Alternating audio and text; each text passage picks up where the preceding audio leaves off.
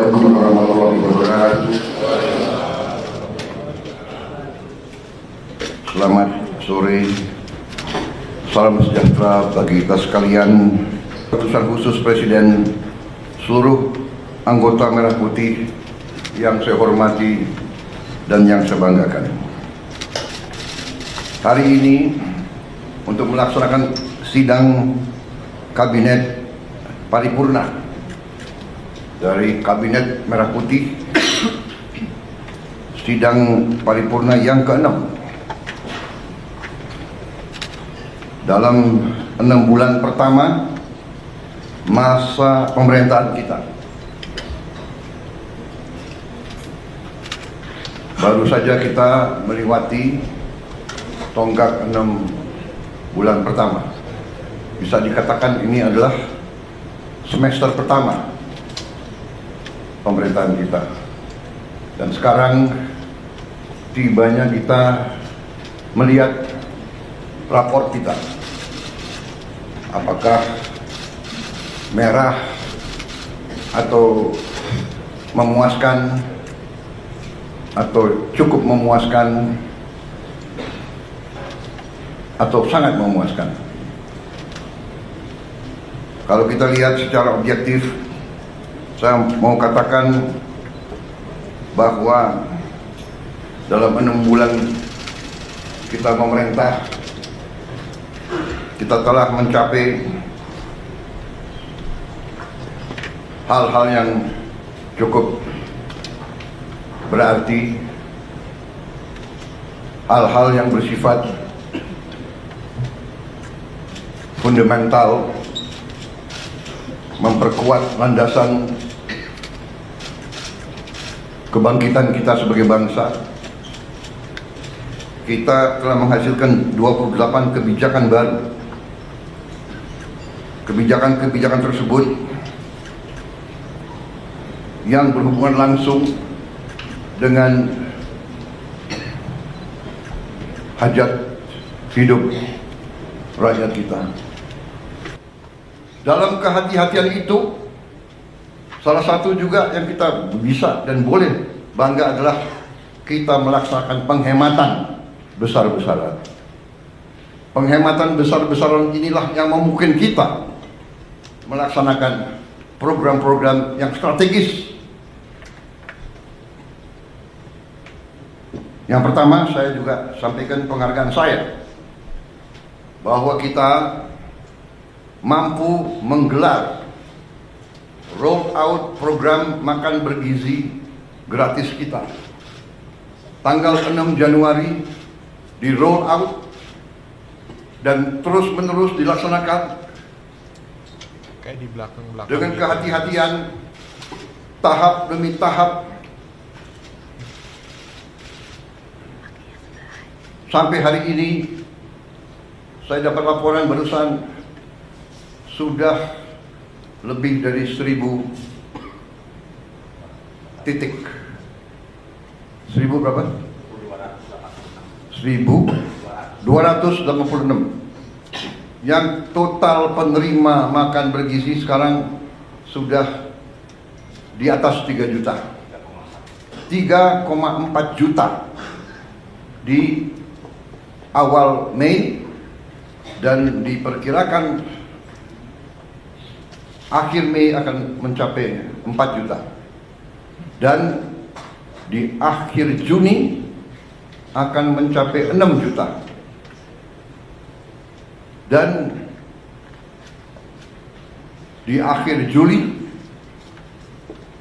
akan mencapai 22 juta. Akhir Agustus 22 juta.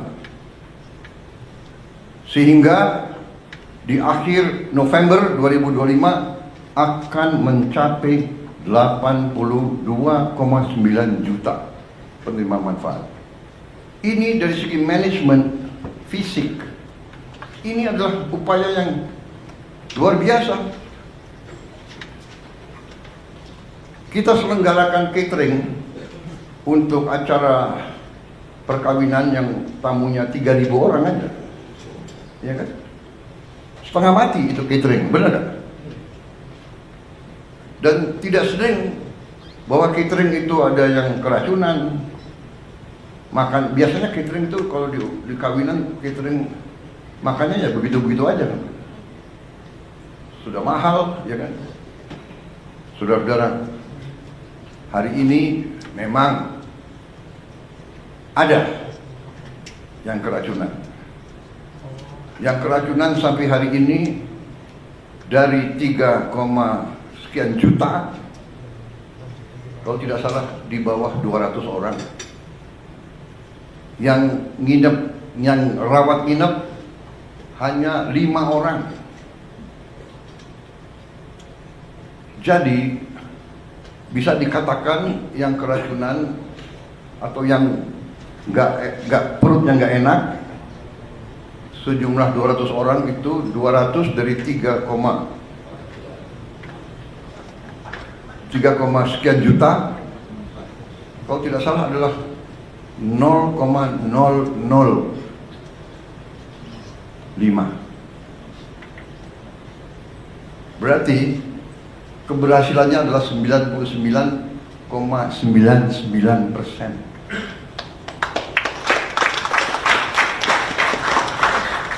Di mana ada usaha, ya, usaha manusia, di mana di bidang pekerjaan apapun, kalau 9,99% keberhasilan, oke dong. Walaupun kita tidak boleh cepat puas, Pak Dadan ya. Kita harus lihat nanti Desember 2025. Tapi saya hargai karena Kepala Badan BGN dan seluruh jajarannya mengatakan, Pak, sasaran kita adalah zero penyimpangan, zero kesalahan. Dan kita mengerti, tidak gampang. Di dapur itu yang bekerja 50 orang, satu dapur yang bekerja 50 orang. Ya kan? Yang saya sidak bagus, pakai tutup kepala, sarung tangan, baju kayak apa itu? APD.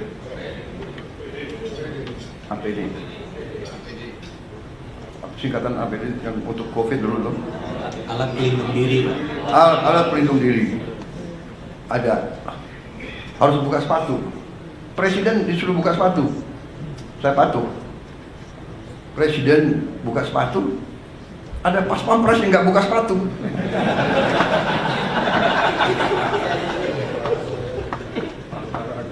Dia semangat harus menjaga. Masa ada pas pampres lari-lari nggak pakai sepatu?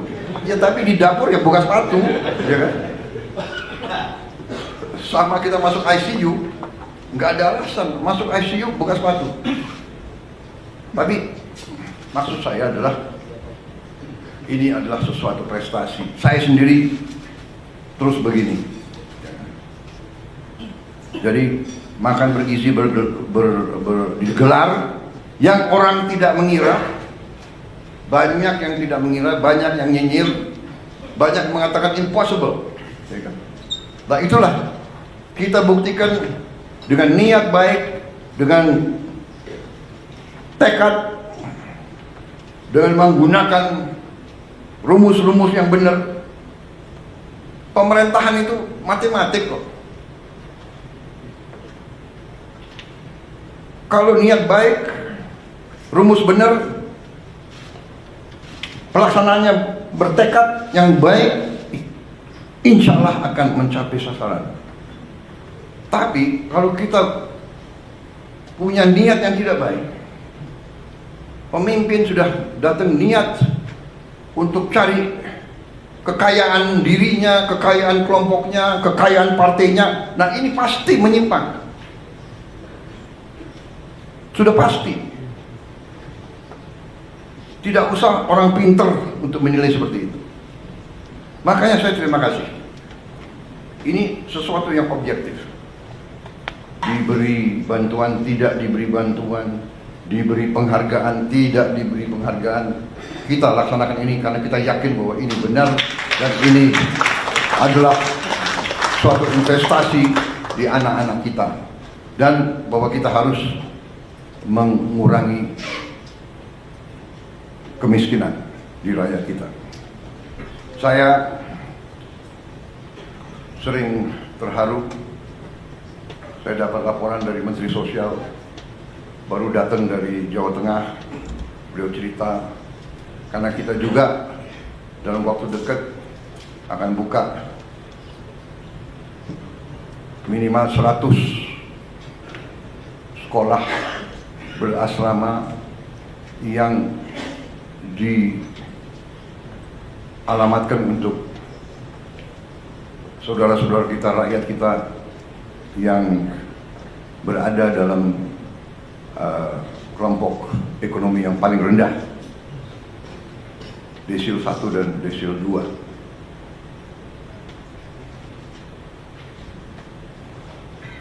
Niat ini mungkin akan terwujud dalam tahun ini juga. Menteri Sosial dan Menteri Pendidikan Dasar Menengah bertekad bahwa 53 sekolah akan digelar bulan Juli ini. Bolak-balik saya katakan, jangan dipaksa. Ya. Berbuat, tapi kita tidak usah ngejar tanggal. Yang penting kita berbuat. Tapi mereka yakin mereka ingin mendapat hasil terbaik cepat. Saya silakan. Tapi ujungnya nanti saya kira ini akan sangat dirasakan oleh orang yang paling bawah.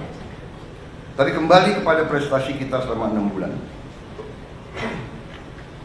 Karena ini keputusannya memang dalam waktu 6 bulan, ya, keputusan, kebijakan, mereka sudah kerja.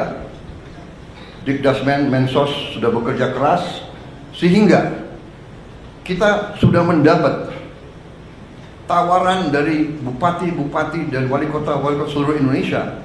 Lebih dari 200 bupati wali kota sudah menyiapkan lahan. Karena saya katakan, kalau Pemda siapkan lahan, kita bangun. Dan kita sudah siapkan anggaran APBN.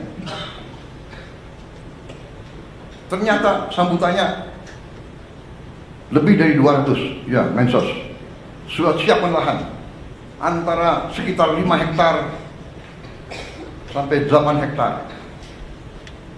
Lumayan. Sekolah SD, SMP, SMA 5 hektar saya kira jarang tuh di Indonesia. Saya tadinya minta 20 hektar. Maksud saya antusiasme dari bawah. Jadi Dikdasmen sama Kemsos dibantu KL-KL lain merencanakan ini sudah sangat teliti sampai mereka tahu titiknya di mana. Dan ini nanti sekolah-sekolah ini di titik kantong-kantong kemiskinan yang paling susah, paling miskin itu kita dirikan. Mereka sudah sampai demikian, mereka sudah tentukan persiapannya sudah cukup matang. Ini saya kira akan dimatangkan 2-3 minggu lagi dan akan dilaksanakan dengan baik. Dan kita sudah merancang biaya pembangunan kampus tersebut yang cukup menurut saya hemat tapi bagus. Kemudian saudara-saudara, salah satu prestasi kita yang dirasakan, yang real dan tidak bisa dibuat-buat adalah bahwa produksi beras dan jagung kita, saya dapat laporan sekarang sangat berhasil, bahkan dibandingkan dengan tahun-tahun terdahulu. Produksi kita cukup bisa dikatakan tertinggi. Saya dari Sumatera Selatan. Hasil di Sumatera Selatan produksi berasnya yang tiap tahun berkisar 3 juta ton. Tahun ini mereka yakini akan mencapai 4 juta ton. Artinya apa? Peningkatan 25%. Saya kira di seluruh dunia ini salah satu prestasi. Dan kita harus mengakui kalau kita berbuat baik, kita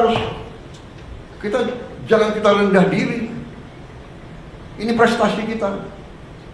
Kemudian serapan pemerintah, yaitu jumlah tonase beras yang sekarang berada di tangan pemerintah, saya dapat laporan, adalah tertinggi sepanjang sejarah NKRI.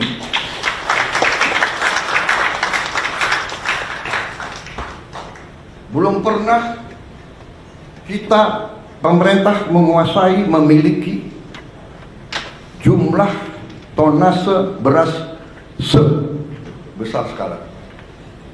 Saudara-saudara, ini suatu prestasi. Saya mau katakan, alih kekuasaan, transisi yang baik, ya, pendahulu mendukung pengganti, serah terima yang baik, kita akan maju. Makanya saya katakan, pembangunan bangsa, perjalanan bangsa itu adalah sebuah usaha panjang.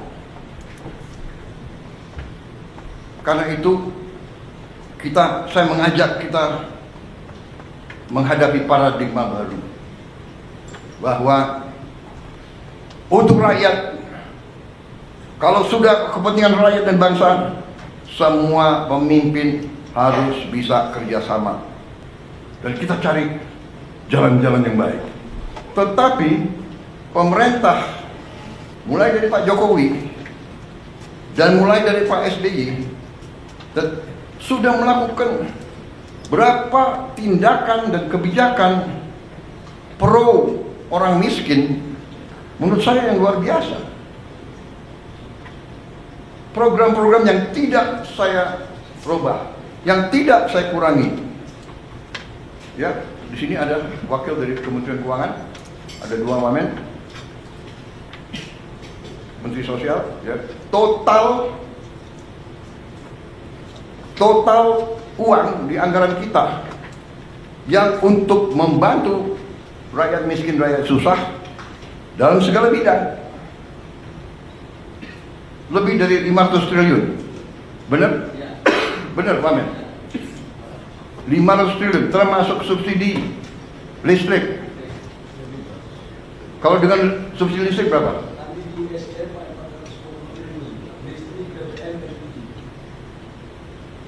Di Kemsos 500.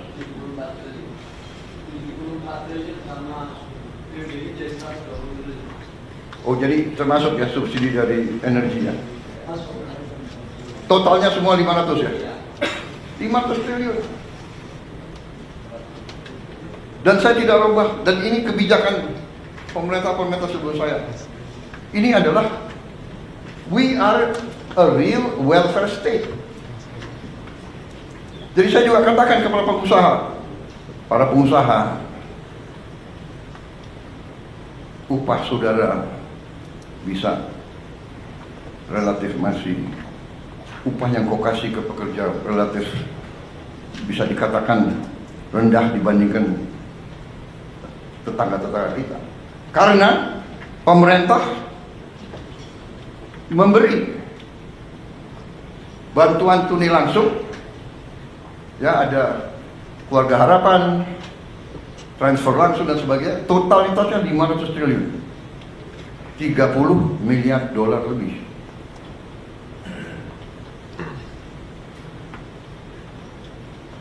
Belum makan bergizi, ini keberpihakan lagi, anaknya buruh, anaknya semua diberi makan, yang nanti akhir tahun ini jumlahnya adalah 170 triliun, berarti 10 miliar dolar lebih. Jadi yang tadi 30 miliar dolar plus 40 miliar dolar untuk membantu desil 1, 2 dan kelas menengah juga. Jadi saudara-saudara, kita terus, ratusan kebijakan kita tolong dipelajari, ya.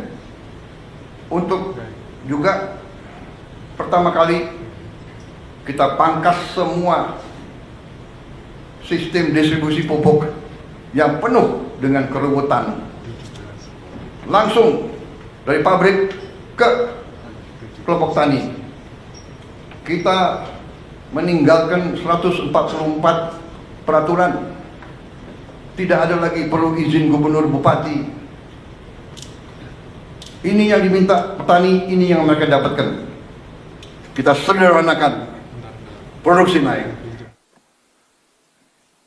Juga mereka menyampaikan terima kasih. Lebih dari 100 juta petani merasakan penghasilan mereka naik karena kita tegakkan harga dasar gabah kering panen. Dan kita wajibkan penggiling-penggiling padi. Dan saya memberi peringatan, penggiling-penggiling padi yang bandel, yang beli setelah panen, yang beli dengan harga serendah-rendahnya, kita cabut izin usahanya. Saya tidak main-main, karena di tangan saya adalah Undang-Undang Dasar 1945 pasal 33 yang memberi saya wewenang sumber-sumber produksi yang menguasai hajat hidup orang banyak dikuasai oleh negara dan dipergunakan sebesar-besarnya untuk kemakmuran rakyat, dan saya tidak akan ragu-ragu menggunakan itu. Saya tanya hakim-hakim agung, ini bagaimana interpretasinya? Tidak usah diinterpretasi, Pak, itu sudah jelas. Apakah penggiling padi menguasai hajat hidup orang banyak? Menguasai. Jadi dia harus ikut.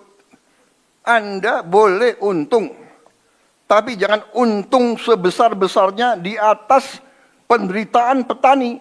Tidak bisa. Silakan pilih. Anda mau operasi atau Anda kita tutup. Polis lain. Saudara-saudara, dahsyat itu pasal 33. Kita Indonesia Incorporated, pengusaha harus untung. Tapi jangan mau untung sebesar-besarnya di atas penderitaan rakyat. Tidak. You untung, boleh, rakyat juga harus untung, petani harus untung. Dan ini dilaksanakan di banyak negara. Saya bukan orang pinter. Kalau perlu saya nyontek orang pinter. Tapi bukan di sekolah. Best practice, boleh kita copy. India sudah melaksanakan ini sudah puluhan tahun. Alhamdulillah, dengan ketegasan kita, petani merasakan. Mereka mengatakan belum pernah menerima penghasilan setinggi ini musim panen yang kemarin. Jadi ini terus ya. Saya dapat laporan stok beras tadi sudah saya katakan tertinggi selama 57 tahun terakhir. Saudara-saudara,